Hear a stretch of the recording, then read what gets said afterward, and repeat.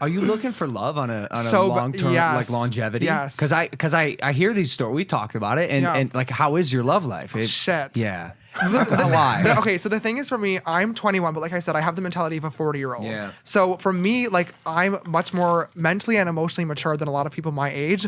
I'm not physically attracted to older guys, which sucks. Like, I would date like the absolute youngest, like 18, 19 that looks a little bit older, or like 24 that like has a young personality. Okay. So like I'm in like a tough situation where like it's really hard for me to find people already that like want to date. Yeah. Period. But then a lot of times too, a lot of the guys that I'm attracted to are either like, I had that whole thing with straight guys for a long time. I'm over that. But a lot of the guys that I'm attracted to happen to be like bi or whatever.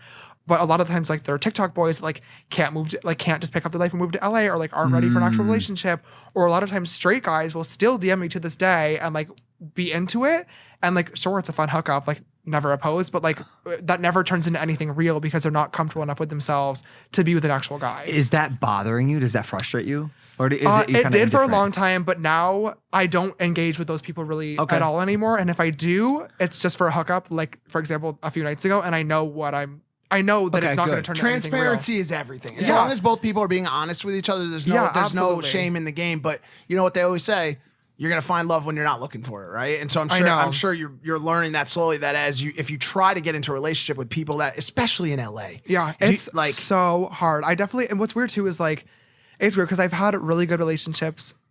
There's a lot of the guys. Okay, so here, how do I explain this? Like for me, like I've hooked up with some of like the most beautiful guys ever, and for me, like, sure, it was like a fun hookup and stuff, but like there was no spark. Like even if he was like the hottest ever, there was times where like I've finished sucking their dick and like, okay, I just want you to go home. Like, just please, like, you wanted them to leave. Like, this isn't even fun. I've never heard of this before. What? He's kind of a stranger to like the hookup culture. He doesn't he is, but he's not. He's let me tell you no this. Girls ever sucked my dick and said, now get out. Because I'd pack my bag. But have you ever had a hookup where you hooked up with them and then were like, wow, I was just horny. I'm not interested in this person at all. For sure. Well, that's what I'm talking about. It's like, okay. That's what I'm saying. But you're giving, you're not receiving. That's what it's different. You're an oddity. I'm telling you. Not always. I'm saying one particular evening was just a giving, but I do lots of receiving as well. So like that one evening was just like weird, but like there's definitely been like I've hooked up with some fine ass guys where I'm like, wow, your personality fucking sucks. Like you're an ass or you're so boring. Like so like for me, like I'm already past the hookup stage. I still indulge in a hookup every once in a while, but like I really want to find like the right person.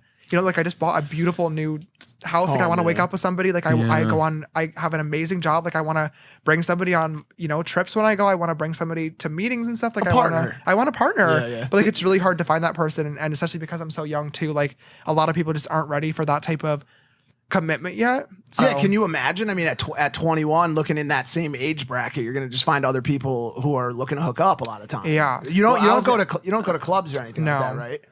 I'm not trying to put some weird like voodoo on you, but I imagine it's probably going to be really hard for you to find a person that you don't dwarf mentally even. Well, I think that's going to happen no matter what. So are you okay with that? For sure. Okay. I think for me, relationships are all about balance, and I think the balance comes in different forms. Yeah. Like I think like there's been a lot of times too where like a lot of guys will be like, oh, I want to take you out to dinner, but like I can't afford it. And I'm like, okay, totally understand that, but like I can. Yeah. So like for me, as long as you're willing to put in like the time and effort and like love into it, like I can gladly provide the money for the relationship. Yeah. Like not that I want to be a sugar daddy in any way, shape, or form. Yeah. Please do not message me. But like I believe in like everybody has to, bring their own things to the table with a relationship. And for me, like I'm able to make time, but like I'm a very, very busy person. Yep. And like I do care a lot, but like I'm not the best at showing it. So like for me, like I would be able to like bring somebody on like trips with me and like, how do I explain it? Like, wait, no, I totally get what you're saying. The qualities that I would bring to the table table are very different than the qualities that other people would bring to the table. But like, I'm a firm believer in like all those qualities added together. Puzzle pieces. It's like puzzle you pieces. Look at it. And for me, it's like, if you can't afford to take me to dinner, like I don't care. Like I would rather pay for it because I actually care about you and we get to spend quality time together rather than not going to a dinner just because you can't. Like they can't afford, but they have loyalty. Like don't be broke and cheat on me. Like give me one or the fuck. Like you see, you're smart, and he said self-aware earlier in the show. If you have 10 important verticals to the proper partner, you may be asking someone to meet 5 of those. Yo, hit 5 of the 10. Yes, exactly. And you're a great partner. I've talked to a lot of different guys that that live in different states as well. This is a better example than just a dinner. Like I've talked to guys that live in different states and stuff, and I'm like, hey, like why don't you come visit? And like, well, I can't afford a plane ticket. Yep. And it's like, okay, well, I can. So like get on the plane. And like, well, I just don't really feel comfortable with that. But like I love you and I really want to be together. And I'm like, well, we can't be together because you can't afford a plane ticket. You're probably still in either high school or college, like a senior in high school or in college. Right. So like either you accept the flight and realize that like this is what I'm bringing to the relationship so we can spend time together if you actually care about me. Yep. Or we literally never meet because you can't afford it. That's frustrating. Right. That's right. So it's a leap for them. It has to be. I've met a lot of people who are afraid to take that leap. For sure. And it's a very fair fear as well. Yeah. I think 1,000,000%. Like I would never want to invalidate that. Like it is obviously very, very scary. But at the same time, it's like if you care about somebody, everybody has to make sacrifices. And those sacrifices, just like the things that just like the puzzle pieces, the sacrifices come in different forms too. So it's like if I'm sacrificing my time, which makes me a lot of money when I'm focusing my time on, my business. If I'm sacrificing my time to spend time with somebody that I care about, like I need you to sacrifice the ego of getting on a flight that somebody else paid for, so we can People hang shouldn't out. be against, like flyouts are huge. We call them flyouts. That's a huge part of LA culture. You find some hot girl, she's got 26K on Instagram. You're like, it's something about this girl's ass. Like, let's fly her out. That's a flyout. Wait, hold on. You know how risky flyouts are. Flyouts are tricky. Are you all right? Because you got to. All right. So we recommend a FaceTime on the front end. Even that. But a DM that's just like, yo, your flight is leaving from JFK at 2:15 p.m. on the 22nd, and all of a sudden some girl shows up at your house, and you're like, yo. What's good? Like, I haven't flown. I have not had many flyouts, as you're calling them. Yeah. And whenever I have, it's been people that I was talking to for quite a while. Yeah, and like FaceTiming every night beforehand. Okay, good. Right. Just to clarify. But my brother's made a lot of those mistakes. Not a lot, but he's made a handful of that. It's a big part of LA culture. Flyout's a big part of LA culture. Because contrary to popular belief, not every hot person lives in LA. A lot of them fucking do. But there's some in Miami. There's some in New York. Even some in Tuscaloosa. Shout out Tuscaloosa. Where the fuck is Tuscaloosa? Alabama. Fuck, dude. Nice. Hold on. Sorry, please. Are you in the more Alabama? Tuscaloosa, Alabama. Feminine or masculine guys? Masculine guys, 1,000,000%. Really?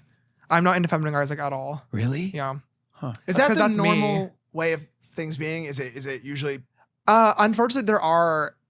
Being into mask guys is a very huge thing in the gay community. There's not a lot of, unfortunately, like there is definitely a stigma against like feminine guys. There's a thing called mask for mask, where like a lot of the like hot muscle daddies also want hot muscle daddies. So a lot of times like the feminine ones get like singled out. Get singled out, and a lot of the feminine ones. See, I'm speaking in most, but obviously this doesn't represent everybody. But like a lot of feminine guys also want a masculine guy. For like me, for example, like I need someone that balances me out. But like I don't mind when a guy like will paint his nails, like will wear like something fashionable. Right. Yeah. So does that make things harder for you as well? Just because it's 1,000,000%. Yeah. I mean, like I like being on dating apps, especially like with gay people as well. Like it's 90% of the messages to me are like, "Hi, sister," and that's like an instant. Why? You won't date a fan? No.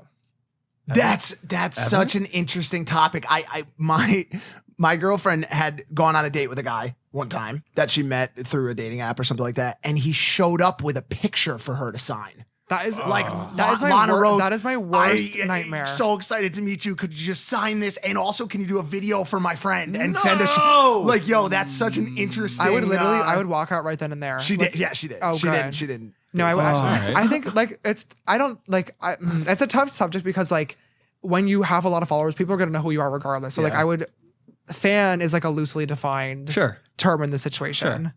But I would never, if somebody messaged me saying hi sister, I instantly unmatch. Like a vocal fan, like someone that's over the top fandom. Yeah, like, that's a problem. What if someone appreciates the shit out of your work? Like there's that's fine. Yeah, okay. But even if you message me saying hi sister, I'll still unmatch you. That seems like a bad just not a good greeting. Yeah, so you're having a tough time. Have you ever considered going on The Bachelor? Well, after we produced Instant Influencer, we were talking a lot about doing dating shows and stuff.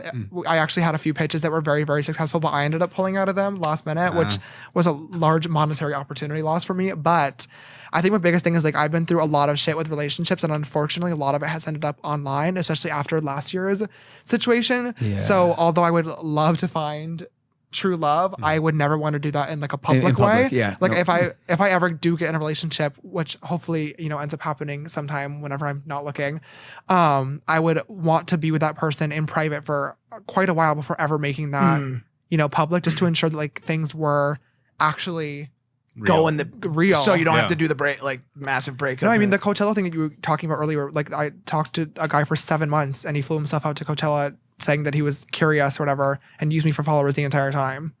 And like that ended up being like a public thing. And like that was really tough to deal with. And like now he has like almost 1 million followers on TikTok and is like here right now and is like going to all the parties and stuff and like nobody cares anymore. All right, well fuck that. Well, 1 million followers on TikTok. My little sister has. So like everybody's got a fuck. You know what? Can I say that's fucked up? That was fucked up of him. Oh, that was fucked it was up, fucked. dude. It was absolutely what the fuck is your problem, dude? Now you got 1 million on TikTok. You're gonna renegade for 1 million. What the fuck, dude? Get out of here, dude. You're fucked up. But I've healed from the situation. I'm not angry with him anymore. Yeah, I just don't care. But like I was saying earlier, I try to take everything as a learning lesson, and I feel like that for me was a learning lesson where it's like I talked to this guy for a long time. Although we were communicating a lot, I didn't really know a lot about him, and my first time meeting him and hanging out with him should not have been at a music festival with millions of people where I could have gotten paparazzi and did. Yeah. So like that was a great learning lesson for me is like, if you're going to, be seeing somebody that you really like, it needs to be in a private setting where, people can't take photos and they can't have their phone to post you. Like, are people trying to get you still? I've seen some TikToks about dudes baiting you. Every once in a while. Yeah, but I feel like now it doesn't work anymore because all the comments like, you're so fucking stupid. Like every time that people it's also just like, it's pathetic. It's fucked up. It's so stupid. I always say crimes of the heart are like the worst. Like I just like anything from like cheating or using someone in that kind of way is just like fucked up shit. It's really stupid, but I will say like after everything that happened last year and me having to like get in front of millions of people and prove that I wasn't a fucking sexual predator, like that kind of helped my narrative, my case now. Where like when people do try to do that, everyone's like, "You're so fucked." Like, cut it out. Like, leave them be.